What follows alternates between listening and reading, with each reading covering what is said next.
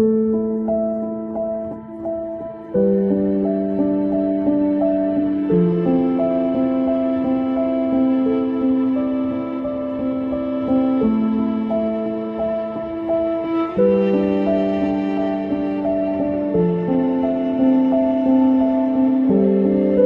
Viewers, welcome to one India Telugu. This is Karthik Kota.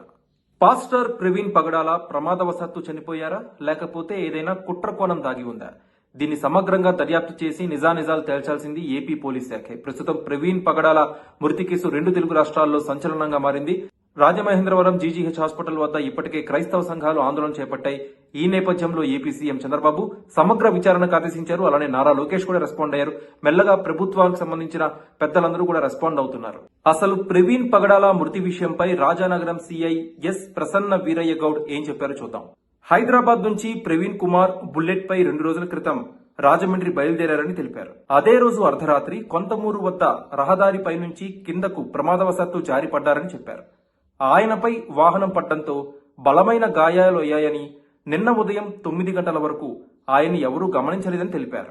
Exactly ఇక్కడే ప్రవీణ్ పగడాలకి సంబంధించిన శ్రేయోభిలాషులు అనుమానాలు వ్యక్తం చేస్తున్నారు. అసలు ఆ సమయంలో బైక్ పై ఎక్కడికి, ఎందుకు వెళ్తున్నారు, అతని శరీరంపై ఇంత తీవ్రమైన గాయాలు ఎందుకు అయ్యాయి అనే అనుమానాలు ప్రవీణ్ పగడాలకు సంబంధించిన శ్రేయోభిలాషులు లేవనెత్తుతున్నారు. టోల్ గేట్ దాటుతున్న సమయంలో బైక్ కి హెడ్ లైట్ వేసుకోకుండానే pastor Praveen toll gate cross చేశారు.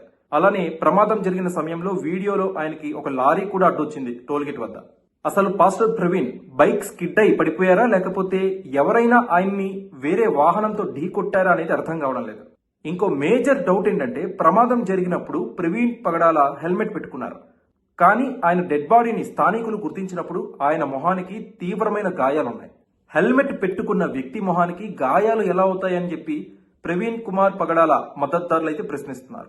అంతేకాదు, అక్కడ ఉన్న ఒక కర్రకి ప్రవీణ్ పగడాల రక్తపు మరకలున్నాయి. ఇంకో ట్విస్ట్ ఏంటంటే, ప్రమాదం జరిగిన స్పాట్ కి రోడ్డు అవతల ఓ పెట్రోల్ బంక్ ఉంది. ప్రమాదం జరిగిన సమయంలో ఆ పెట్రోల్ బంక్ ఫుటేజ్ ఇవ్వడం లేదని ప్రవీణ్ మనుషులైతే చెప్తున్నారు. ఇవన్నీ చూశాక ఖచ్చితంగా ఇది యాక్సిడెంట్ కాదు, ఏదో కుట్ర కోణం దాగి ఉందని చెప్పి ప్రవీణ్ పగడాల సన్నిహితులైతే మీడియాకు చెప్తున్నారు. సో ఇప్పుడు ఫైనల్లీ పోస్ట్ మార్టం రిపోర్ట్ పైనే కంప్లీట్ ఇన్వెస్టిగేషన్ అయితే ఆధారపడి ఉంది. మరో పక్కన ఏపీ వ్యాప్తంగా ఉన్న పాస్టర్స్ నుంచి వస్తున్న డిమాండ్స్ మేరకు ప్రభుత్వం అయితే దీనిపై స్పందించింది. సమగ్ర దర్యాప్తునకైతే ఏపీ పోలీస్ శాఖని, హోంశాఖని ఆదేశించింది.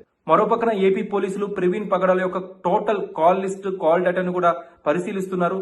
ఇదంతా ఎలా ఉన్నా, ఈ ఆధారాలన్నీ ఎలా ఉన్నా గానీ పోస్ట్ మార్టం రిపోర్ట్ పైనే ఫర్దర్ ఇన్వెస్టిగేషన్ అయితే ఆధారపడి ఉంది. ఇక ప్రవీణ్ పగడాల మృతి విషయంపై ప్రముఖులందరూ స్పందిస్తున్నారు. ఏపీ సీఎం చంద్రబాబు స్పందించారు, నారా లోకేష్ స్పందించారు, రాజమండ్రి ఎమ్మెల్యే ఆదిరెడ్డి శ్రీనివాస్ స్పందించారు, కేఏ పాల్ స్పందించారు, ఆర్ఎస్ ప్రవీణ్ కుమార్ కూడా స్పందించారు. సో వీళ్ళందరూ ట్వీట్స్ కూడా ఒకసారి మీ స్క్రీన్ మీద చూడొచ్చు. అలానే పాస్టర్ ప్రవీణ్ పగడాల మృతిపై మోటివేషనల్ స్పీకర్ మహమ్మద్ షఫీ కూడా స్పందించారు. సాధారణ యాక్సిడెంట్ కాకుండా ఖచ్చితంగా ఏదైనా కుట్ర కోణం దాగి ఉంటే క్రైస్తవ సోదరులతో కలిసి పనిచేస్తానని చెప్పి మోటివేషనల్ స్పీకర్ షఫీ తెలిపారు.